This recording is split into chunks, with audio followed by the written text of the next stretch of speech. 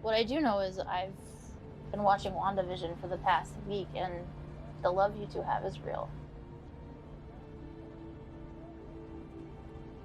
You belong together. What does truth mean in a town that is entirely an illusion? WandaVision Episode 7, Breaking the Fourth Wall, digs into its own motifs, and we're here to break it down. I'm Teddy. And I'm Hope. So sit back, relax, and here we go.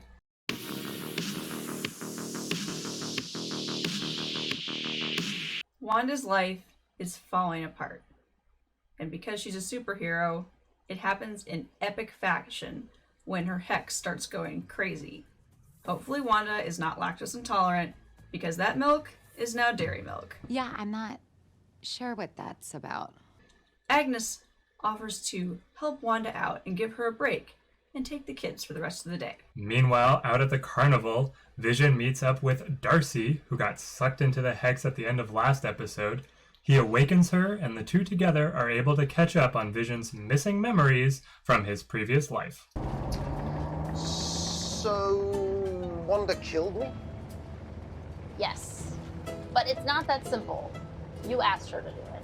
Outside the barrier, Monica tries to re-enter Westview, but the barrier stops her armored lunar rover, so she presses on alone. She becomes Photon. We get her entire origin story in the span of a few moments. We hear voices from the past, phrases from the Captain Marvel movie, and phrases from when she learned that her mom had passed away after she came back from Hulk's snap. But she pushes on through her grief to get into Westview. Yeah, when she does the three-point landing right inside the barrier, we know there's a new superhero in town. And the punches just keep coming. She faces off with Wanda and tries to show her how destructive her grief has been, and also how much danger Vision is currently in. But Agnes comes in and cuts off this conversation before it's able to go anywhere. And my heart rate started to elevate when Wanda winds up at Agnes's house. The twins are nowhere to be seen, and Agnes lures Wanda down into her basement. Things get increasingly unsettling as Wanda starts walking through these gothic hallways. And then Agnes is there, and she reveals that she's actually the witch, Agatha Harkness. And with an incredibly catchy jingle, she shows that she has been the one orchestrating Wanda's issues throughout all of these episodes. Who's been messing up everything? It's been Agatha all along. But wait, there's more. We get an end credit scene of Monica poking around Agnes's house trying to find Wanda. And who does she run into but Agatha's puppet, Pietro. We know that Pietro is not Wanda's twin, but what's going to happen to Monica? We have yet to see.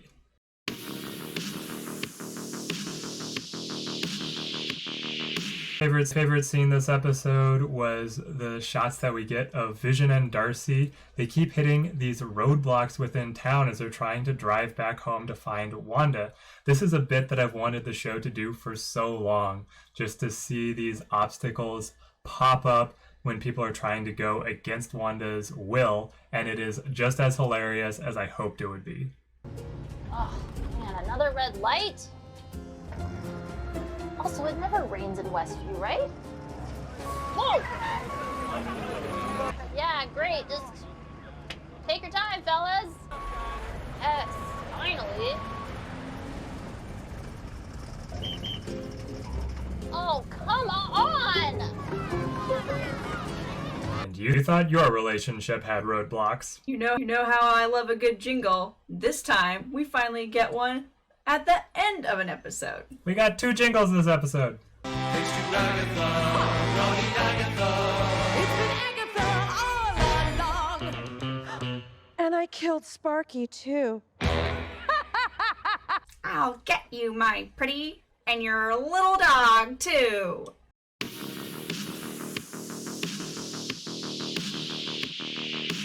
In a series that is focused on an unreliable narrator as its main character, and set in a town that is entirely an illusion, the motif of truth has been very strong. We actually hear the phrase, "my truth," twice in this episode. We got it once in the fake ad that they ran at the middle of the episode, and once when Monica was having her conversation with Wanda.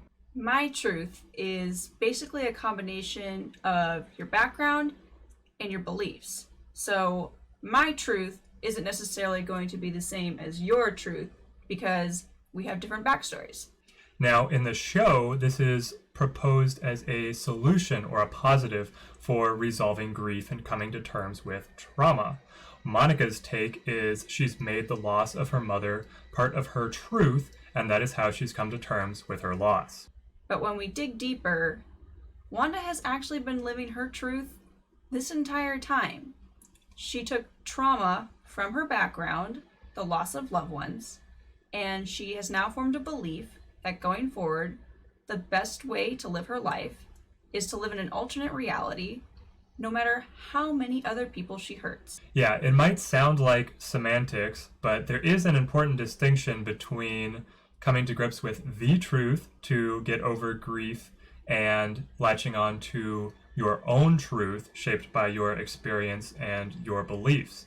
Because when you do that, it can lead to these self-centered and destructive responses like we see here in Westview.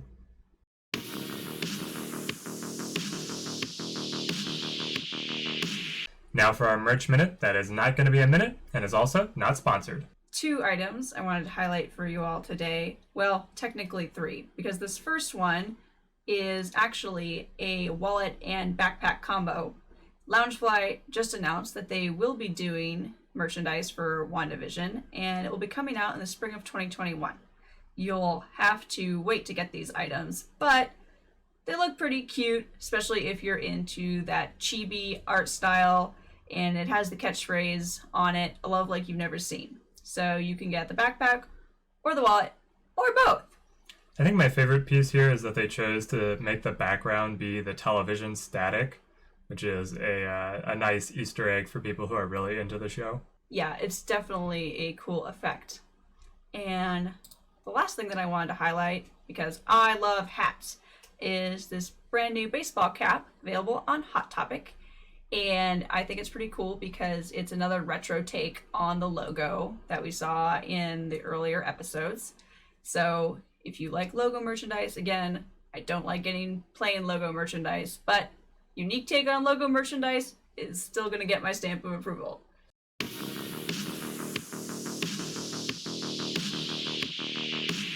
Been Agatha all along. Or has it?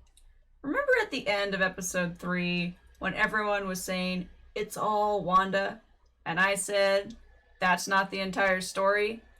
I think this new catchy tagline could also be misleading. Sure, Agatha's had an active hand in the events in Westview, but that doesn't necessarily mean she's the ultimate big bad villain. Yeah, we get a very on-the-nose line of dialogue from Wanda saying, maybe she's the villain? Don't let him make you the villain. Maybe I already am. But for Agnes, she's been acting weird this whole show, but she's walked this line of looking like she's acting weird because of the hex, or looking like she's acting weird because she can be outside of the hex. And this portrayal of the character has really kept me guessing. There were scenes where I definitely thought that she was a victim of Westview and scared of Wanda. That really has thrown me off in figuring out where she sat in all of this. Even with the major revelations we got this episode, there are still a number of loose ends that we have to wrap up. Hayward is launching some sort of attack against Wanda to recover Vision. Vision is flying to try and save Wanda. Will he be able to rescue her from Agnes? And by the way, how did this hex even start? But back to Agnes, what is she trying to do with Wanda, and what has she done with Wanda's twins? I guess we're just going to have to wait for the next 2 episodes to find out.